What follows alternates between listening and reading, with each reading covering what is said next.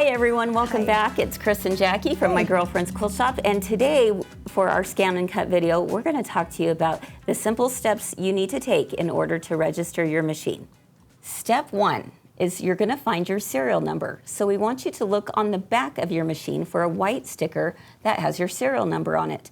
And it usually starts with a letter followed by a mix of numbers and letters. Then step 2, you go to Brother's product registration page at brother-usa.com to register. That's right. And once you're there, you're just going to log in or create a Brother account. So if you've already got an account, you just have to sign in. But if you don't, go ahead and click Create Account and just follow the prompts.